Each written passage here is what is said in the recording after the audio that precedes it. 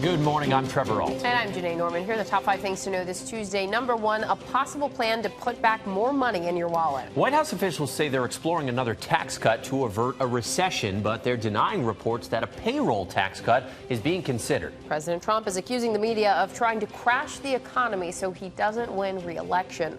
Number 2, the New York City police officer fired for the chokehold death of Eric Garner is filing an appeal to get his job back. ABC News has learned the police commissioner's decision to fire the officer surprised even the top members of his staff. Some of them learned about the decision on TV. It comes after an administrative judge recommended Daniel Pantaleo be terminated, despite the officer's denial that he used a banned chokehold. The judge found Pantaleo's actions were reckless during Garner's arrest, triggering a fatal asthma attack. On to number 3, a developing story from California where police are on the hunt for a killer after a stabbing on a college campus. They say a retired administrator was found dead inside his car at Cal State Fullerton, and officers found an incendiary device and weapons under the car. Police say this appears to be a targeted attack, not random. The suspect reportedly fled on foot. Number 4 now, some terrifying video as a bear wandered through a home in Northern California while 2 teenagers were watching TV in a nearby room. The bear opened the refrigerator, ate 2 pints of ice cream. The boys tried to hide but struggled to keep the door shut as the bear came searching for them. Then we heard the fridge beeping because it was open for too long. So then I turned to Bobby and I said, "Bobby, there is a bear in our house." Yes. We did not want the bear to know that we were in that room. And the bear tried to get in. There are scratch marks on the door. One of the boys used his Apple Watch to call his mother upstairs and tell her not to move, and then they called 911. They say it was the scariest moment of their lives. And finally, number 5, looking for a friendly place to visit in the U.S.? Try Minnesota. Okay, a survey of 1.5 million people by a travel site ranks the Gopher State as the friendliest in the union, citing its extraordinarily friendly residents. And Minnesota's followed by Tennessee, South Carolina, Texas, and Wyoming. Sounds like a lot of southern hospitality, maybe. The bottom 5 have a decidedly northeast feel, with New York dead last. The focus appeared to be on New York City, where visitors are advised not to block sidewalks or hold up traffic while taking Instagram shots because we've got to get to work. That's right. It's nothing personal. To be. Yeah, people. I don't right. even live here, but I get it. Yeah.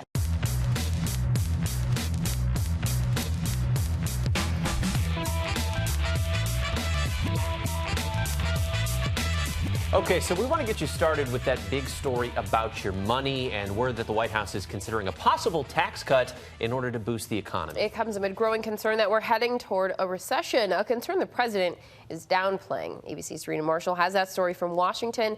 Hey, Serena.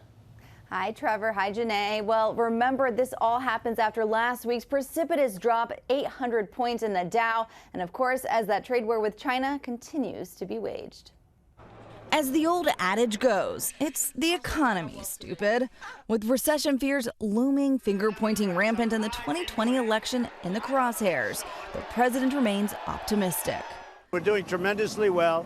Our consumers are rich. I gave a tremendous tax cut, and they're loaded up with money. But behind the scenes, ABC News has learned the White House is in discussions to potentially push for additional tax cuts to counter any possible recession. But it's partly those first tax cuts, along with the trade war with China, that has 3 out of 4 economists, according to a new survey, expecting the country to slide into a recession by 2021. I do think the economy is slowing down. And typically a warning sign for the markets, that inverted yield curve, which historically predicts recessions.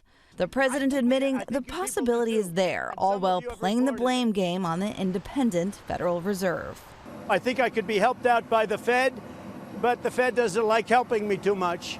With the election 15 months out, the vice president predicting that recession only happens if a Democrat takes over. Taxes would skyrocket. The stock market would tank. Democrats argue it's the president and his policies that are the problem. I'm very worried. We still have time to pull back, but Donald Trump just doesn't seem to understand how. And when it comes to those additional tax cuts, the White House is dismissing any reports that they're going to be going forward with a payroll tax cut. The last time that was used was during the Obama administration following the Great Recession. Trevor, Janae. All right, Serena, thank you so much for joining us. We'll be watching that one closely. Also, outstanding use of precipitous.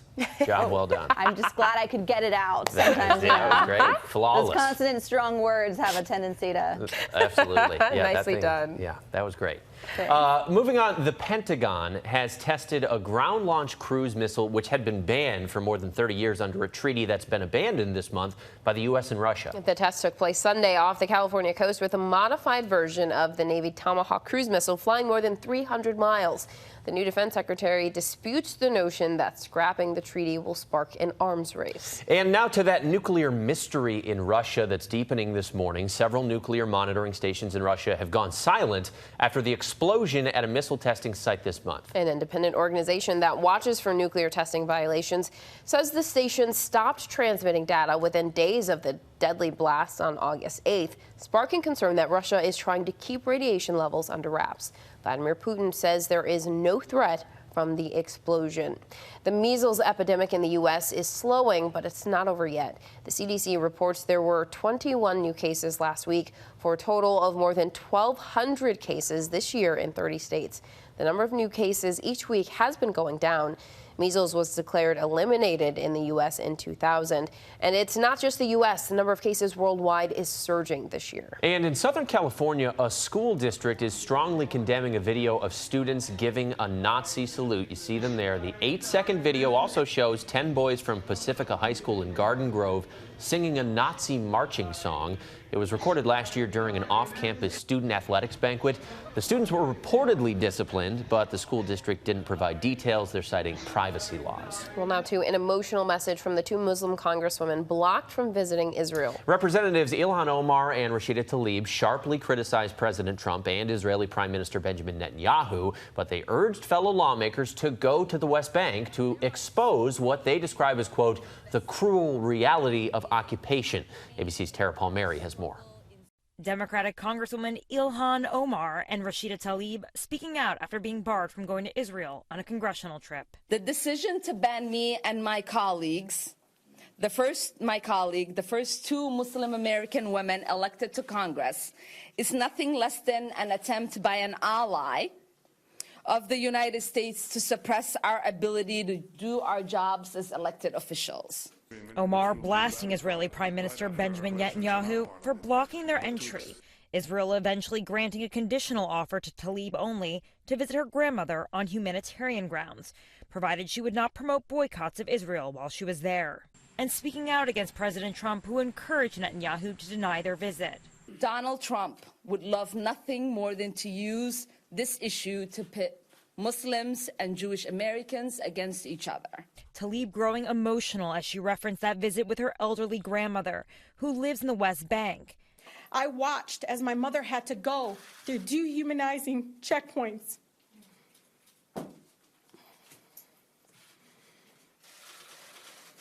Even though she was a United States citizen. The president praising the unprecedented move to block U.S. lawmakers. I think it would be a terrible thing, frankly, for Israel to let these two people who speak so badly about Israel come in. Congresswoman Tlaib initially accepted the offer to visit Israel with conditions, but changed her mind with her family's support. As for Congresswoman Omar, she said that she thinks her colleagues should visit Israel so they can see it for themselves. Janae, Trevor. After the first sign of hope, the Coast Guard is stepping up its search for two firefighters who vanished on a fishing trip. Crews are now focusing on an area off the Florida coast where Brian McClooney's fishing bag was found. He disappeared Friday along with his friend Justin Walker after they set out from Port Canaveral. McClooney's wife says she believes the men threw the bag overboard to say, "We're here. Come find us." And now to the latest on accused sex trafficker Jeffrey Epstein. ABC News has confirmed he signed a will less than 48 hours before he took his own life. Court papers say Epstein's estate is worth more than $500 million. And so far, there's no details on his beneficiaries. But lawyers for some of his accusers are vowing to fight for the money to go to their clients. Meanwhile, Attorney General William Barr has removed the director of the Bureau of Prisons amid reports that guards failed to monitor Epstein as required. So check out some scary moments that played out at a demolition derby in Indiana. This is crazy video. A school bus in the event slams into this fence here that's separating the crowd from the action. Watch this. That bus coming just inches from a toddler that's sitting in the front row there. That child suffered minor injuries but is expected to be okay, and the driver is said to be fine.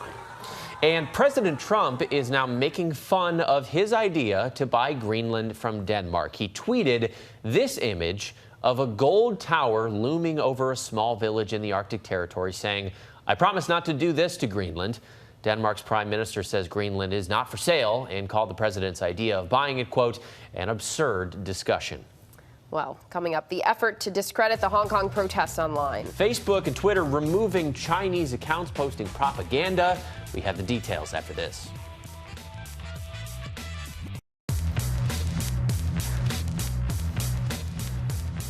Well, Facebook and Twitter have removed several accounts they say the Chinese government was using to undermine the Hong Kong protests. So let's go across the pond to Julia McFarlane in the London Bureau for more. Julia, good morning. So what were these accounts posting?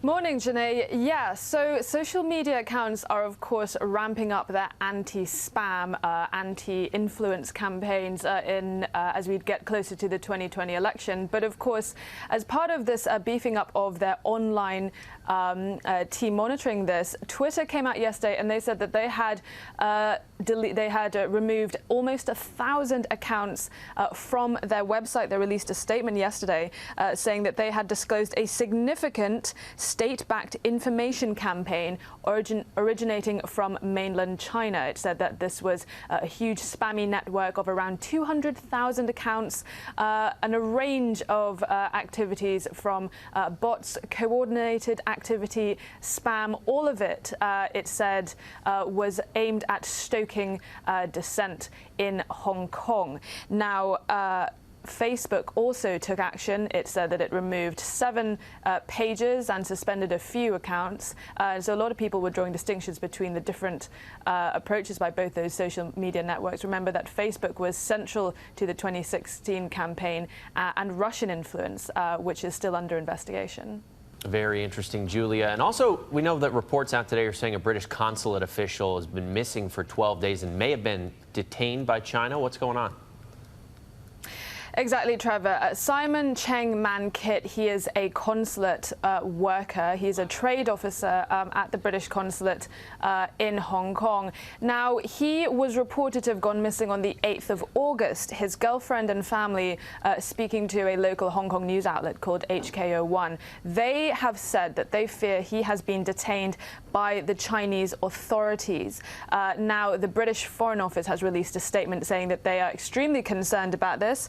They said that we are providing support to his family and seeking further information from authorities in Guangdong province and Hong Kong. Now, Simon was on a business trip to Shenzhen, which is the southern mainland China region which borders Hong Kong, and that he was on a high-speed train heading back to Hong Kong when he lost contact. Some reports say that he told his girlfriend to pray for him. Well, this is a growing problem, not going away anytime soon. Right. They got their hands full. Julia, we're checking in on the royal family there in Britain. We know that Elton John, or I suppose Sir Elton John, is sticking up for Prince Harry and Duchess Meghan as they have come under attack by reports about a trip on a private jet. What is Elton John saying about this?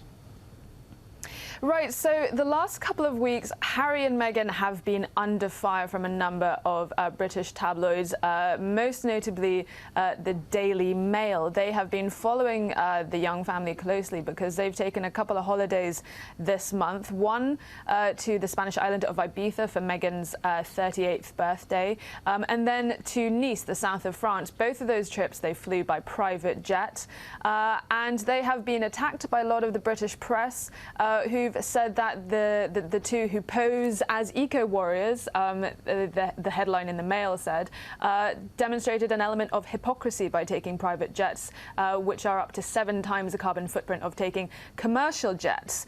Now, Elton John has responded, saying that he was deeply disturbed about the royal pair coming under attack, and also harkened back to Princess Diana and how she faced a huge onslaught from the media. And he actually said that contributed to her death. Really, really stern words there from Elton John. And he said he wanted them to have a nice holiday, and so he invited them to his residence in the south of France and provided that private jet for them to go.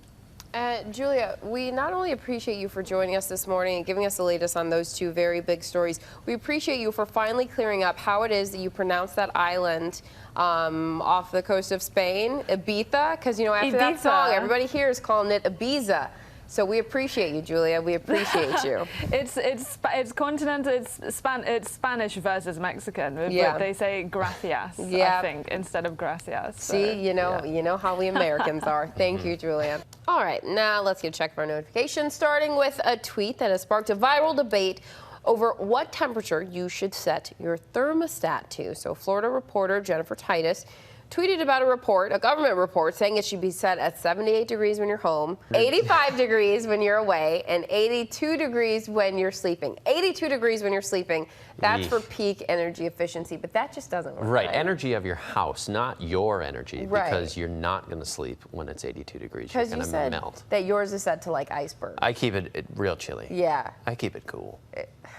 This guy. So that's our question of the day. What is your ideal thermostat setting? Could you even sleep in 82-degree heat? What's your setting? Ideally for me is about 67. Okay, I'm like 73. Yeah. Tweet us your answer, ABC News Live, or tell us in the comments. There's a whole ocean in between those two numbers. There a ways really apart. is. So let us know. Let's get to, okay, so this story perplexes me. It's a request to add a white wine emoji, and it's been rejected, crushing hopes and grapes everywhere. Thank you. You know, there's already the red wine emoji, but people think that the white wine should get some love too. But next it'll be the rosé. Where does it stop? They'll be asking for sangria. Yeah. Where's the seltzer emoji? Right? Yeah. And then the boozy seltzer. So they've just got to say no. The Bloody Mary. Right. Red wine, and that's enough. Yeah. We can name more drinks if we have to. We could. I don't think we have to. The triple vodka water with lime. And we have a new world record. A stunt rider performed the fastest handstand motorcycle. I'm sure this man's loved ones were all very thrilled to see him doing this. I mean, that is impressive. Goodness gracious. All right. You said triple vodka? Look, Trevor, we've moved on now. Right, sorry. And to the Florida files, an alligator showed off its climbing skills. This is terrifying. This gator scaled that fence at Naval Air Station Jacksonville, dropped down on the other side, and then just casually walked away. The Air Station's Facebook page posted the message, "We have several on the base, and they don't respect our security measures." Okay, because why would they? This picture is terrifying. No, they need higher fences immediately. That's nuts. That's not okay. Yeah. Nope. Won't stand for that. Well, we're getting our first look at tourists in South Africa racing against nature here. A rhinoceros charged their van in a game reserve last month. It got pretty close to ramming a vehicle a few times. A couple of sharp turns helped them shake it, and then eventually the rhino just got tired. This is crazy video. When's the last time you heard about a rhinoceros chasing some people? Did they? Yeah, I don't. I mean, how do you make it a rhinoceros angry like that? Right? It's a good thing that they can't run for that long, apparently, or at least this one couldn't, and he got tired, the big old fella. Scuppered out. Yeah, but, you know, leave the wild animals alone. We're doing this again. He's like, oh. So Trevor has appeared kind, well-behaved even so far, but he's known as the bad boy of local news, and he went viral because of this. I, for one, am very emotional about my coffee cup design. Yes. Oh, are you now? No, I'm not. I think that's really dumb. Some poor soul's alarm clock went off at 6:15. Like, time for my favorite morning news team. And then, puzzling. Not on board. What are you hiding, this China? Point. That's right. This is an example of that one man's trash is another man's treasure. Pretty much. Thing where I'm the trash. If you could pass that along to the Queen, tell her that I'm upset. Important message is that a lot of people are texting me. So, Trevor, tell us about this. It was viral. Time Magazine wrote about it. Yeah, Time Magazine wrote the most ridiculous headline in history, referring to me as the bad boy of local news. So what I did, this was when I was at Coin TV in Portland, Oregon. Shout out to Coin TV. Yes, they do great work over there. And I had a lot of leeway to ad-lib. So I would say things that I thought sounded weird out of context. Yeah. So I made that montage. It's called the Trevor Alt Out of Context, to send to my friends and be like, guess what I was talking about when I said this dumb thing on so TV. It was like a game, yeah. Yeah, but then a friend shared it to Reddit, and then it went ballistic. Because that is a true friend. Yeah, I mean, he asked permission, so I was like, okay, Reddit's not going to care about it. Yeah, but yeah, people they did. like reporters saying dumb things. Turns out the internet likes a whole lot. We love it. We love it. And we're glad to have you here this week to say all the things with us. All the things. Yeah, I got to live up to that now. Okay, Yeah. I can do that. I'm glad I Bad have the boy license. of local news. Yeah, no longer. That's quite Those a days nickname, are though. behind Do you have me. a shirt that says that? Not yet. You guys, not we ever. could make some things happen. Anyway. I doubt it. Yeah. All right, coming up, we have the growing movement among women to rock their natural locks. How so many of us are making waves just by embracing our hair's natural curly beauty. More after this. Here's what to watch out for today. President Trump will have lunch with Vice President Mike Pence before welcoming the president of Romania to the White House for bilateral meetings. And lawyers for actor Jussie Smollett will be in court to seek dismissal of a lawsuit filed by the city of Chicago to recover costs of the investigation into Smollett's alleged attack. Congressman Elijah Cummings hosts a forum on preventing, treating, and healing childhood trauma in Baltimore following his recent feud with President Trump, who called the city a rodent-infested mess. And more Democrats running for president will get the chance to speak directly to Native American voters. Kamala Harris, Julian Castro, Bernie Sanders, and more will speak at the Native American Presidential Candidate Forum. You can watch live on abcnews.com or the ABC News app. Plus, don't forget to tune in to The Debrief for an update on all our top stories and The Briefing Room for a breakdown of the latest headlines in politics. So how we wear our hair, kind of an important thing. It's been a symbol of who we are. It represents our image to the world. Yep, but many women have felt the pressure to hide their hair's natural curls. That is, until now. From twists to braids, kinks to locks, a love fest as tight as their curls. This is Curl Fest, a one-of-a-kind celebration of all things natural hair. It's a growing movement inspiring change nationwide, one that focuses not on what it looks like, but rather what it represents, making it clear that now more than ever, her hair, my hair, his hair, and their hair are here to stay. The energy here is amazing. And here, seeing is believing. Why you feel like there was a need for this? We're asking each other questions about, can I show up to the interview with my hair the way that it is? Is my work going to speak louder than my beauty? Because we have to ask ourselves these questions on a daily basis. And we decided that we needed to create a place where the answer was a resounding yes. Gia Lowe is a part of the Curly Girl Collective, a group of 5 friends passionate about honoring and celebrating natural hair. They're the founders of Curl Fest, a gathering meant to empower women of color now in its 6th year. For me, it's a transcendent experience. For many students, these changes can mean the difference between being bullied and being accepted by classmates. He wanted me to remind everyone at home that Boone County is under a red flag warning. Over the past year, I made the decision to wear my natural hair on air, documenting my journey with the hashtag #FreeTheCurls. My story becoming a part of the conversation that we've been following for years, one surrounding the regulation of natural black hairstyles. The issue even reaching schools, like this high school in Louisville, Kentucky, when the dress code policy banned dreadlocks, twists, and afros longer than 2 inches back in 2016. It felt very personal to me because I've worn those hairstyles. The school backed down on the policy, saying it was a misunderstanding and a lesson learned. The U.S. Navy is now allowing women to wear ponytails, rehanging braids, as well as locks. Even the military caught in the debate, the Army relaxing its ban on dreadlocks and twists for women in 2017, and last year the Navy joining suit. And then this past winter, this video going viral, showing New Jersey high school wrestler Andrew Johnson being forced to cut his dreadlocks in order to compete, a referee giving him the option, cut his God-given hair or forfeit.